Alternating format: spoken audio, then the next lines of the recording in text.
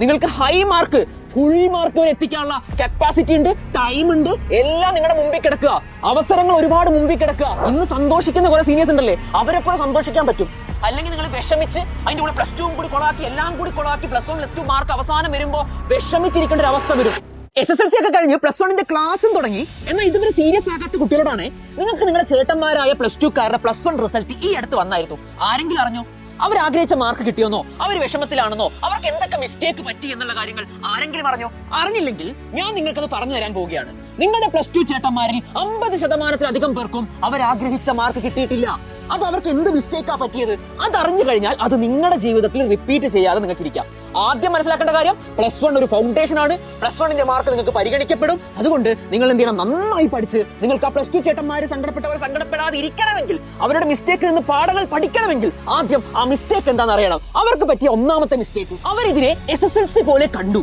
കാരണം SSLC കഴിഞ്ഞ് plus 1ലേക്ക് എത്തുന്നു, അതേ ലാഘവത്തിൽ പഠിക്കുന്നു, അതേപോലെ ആയിരിക്കും വിചാരിക്കുന്നു, ഇംഗ്ലീഷ് ഒക്കെ അതേപോലെ എന്റെ എക്സാമിന് എഴുതുന്നു, എന്നിട്ട് A+ പ്രതീക്ഷിച്ചിരിക്കുക. പക്ഷെ റിസൾട്ട് വന്നപ്പോ ഇംഗ്ലീഷ് തുടങ്ങിയ സബ്ജക്റ്റുകൾക്കൊക്കെ മാർക്ക് നന്നായി കുറഞ്ഞിട്ടുണ്ട്.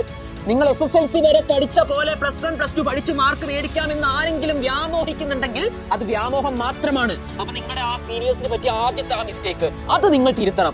നിങ്ങൾ പ്ലസ് 1 പ്ലസ് 2 ഒരു വേറെ ലോകമാണെന്നും അതിന് കുറച്ചും കൂടി സീരിയസ്നെസ് ആകണമെന്നും മനസ്സിലാക്കണം. ഇനി അവർക്ക് പറ്റിയ രണ്ടാമത്തെ മിസ്റ്റേക്ക് എന്താണെന്നറിയോ? അവർ അവസാന നിമിഷമാണ് പഠിക്കാൻ തുടങ്ങിയത്.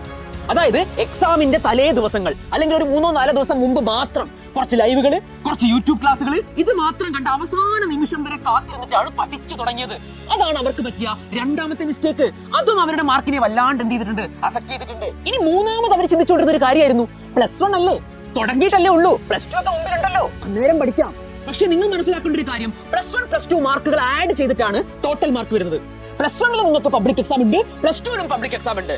പ്ലസ് 1 നിങ്ങൾക്ക് ചില വിഷയങ്ങളിൽ മാർക്ക് കുറഞ്ഞാൽ ഇംപ്രൂവ്മെന്റ് എന്നുള്ള ഓപ്ഷൻ ഉണ്ട്. പക്ഷെ അത് പ്ലസ് 2ന്റെ കൂടെയാണ് പഠിക്കേണ്ടി വരിക. പ്ലസ് 2 സിലബസ് കുറേ ഉണ്ട്, അതിന്റെ കൂടെ പ്ലസ് 1 കൂടി പോയി പഠിക്കുന്നത് എന്തൊരവസ്ഥയാണ്. അത് ഇപ്പൊ തന്നെ പ്ലസ് 2 ചേട്ടന്മാർ ചോദിച്ചാൽ അറിയാം, അവരെന്നെ ടെൻഷൻ അടിച്ചിരിക്കുക, ഇംപ്രൂവ്മെന്റ് പഠിക്കണോ, ഓണം പഠിക്കണോ എന്നൊക്കെ രീതിയിൽ. അപ്പോ ഇത്തരം മിസ്റ്റേക്കുകൾ ഒരുപാട് അവർക്ക് പറ്റിയിട്ടുണ്ട്. പ്ലസ് 1 പഠിക്കുന്ന നിങ്ങൾക്ക് ആ മിസ്റ്റേക്ക് പറ്റാതിരിക്കാൻ നിങ്ങൾ എന്ത് ചെയ്യണം? പ്ലസ് 2 പല സീനിയേഴ്സിനും റിസൾട്ട് വന്നപ്പോ അതൊരു വേക്കപ്പ് കോൾ ആയിരുന്നു. എന്തിനാ വേക്കപ്പ് അത്രയും ലേറ്റ് ആക്കുന്നത്? നിങ്ങൾ ഇന്ന് ഈ ക്ലാസ് കണ്ടുകൊണ്ടിരിക്കുന്നവരൊക്കെ പ്ലസ് 1 പ്ലസ് 2 ലൈഫിന്റെ ആദ്യത്തെ ഒരു മാസം തുടങ്ങിയിട്ടേ ഉള്ളൂ. നിങ്ങൾക്ക് ഹൈ മാർക്ക്, ഫുൾ മാർക്ക് വരെ എത്തിക്കാനുള്ള കപ്പാസിറ്റി ഉണ്ട്, ടൈം ഉണ്ട്, എല്ലാം നിങ്ങളുടെ മുമ്പിൽ കിടക്കുക. അവസരങ്ങൾ ഒരുപാട് മുമ്പിൽ കിടക്കുക. അത് വേസ്റ്റ് ആക്കല്ലേ മക്കളെ. അതുകൊണ്ട് ഇത് പേടിപ്പിക്കൊന്നുമല്ല. പ്ലസ് 1 റിസൾട്ട് വന്നു, അതിനുശേഷം നിങ്ങൾ പ്ലസ് 2 ഒന്നുമല്ല. നിങ്ങൾ എന്ത് ചെയ്തോളൂ, പഠനത്തെ സീരിയസ് ആക്കി കണ്ട ഇന്ന് സന്തോഷിക്കുന്ന കുറെ സീനിയേഴ്സ് ഉണ്ടല്ലേ, അവരെപ്പോലെ സന്തോഷിക്കാൻ പറ്റും. അല്ലെങ്കിൽ നിങ്ങൾ വിഷമിച്ച് അതിന്റെ കൂടെ പ്ലസ് 2 കൂടി കൊളാക്കി, എല്ലാം കൂടി കൊളാക്കി, പ്ലസ് 1 പ്ലസ് 2 മാർക്ക് അവസാനം വരുമ്പോൾ വിഷമിച്ചിരിക്കേണ്ട ഒരു അവസ്ഥ വരും. അത് വരാതിരിക്കട്ടെ. നിങ്ങൾ എല്ലാവരും നന്നായി പഠിക്കട്ടെ. ഇന്ന് തന്നെ നിങ്ങൾ നല്ലൊരു തീരുമാനം എടുക്കട്ടെ.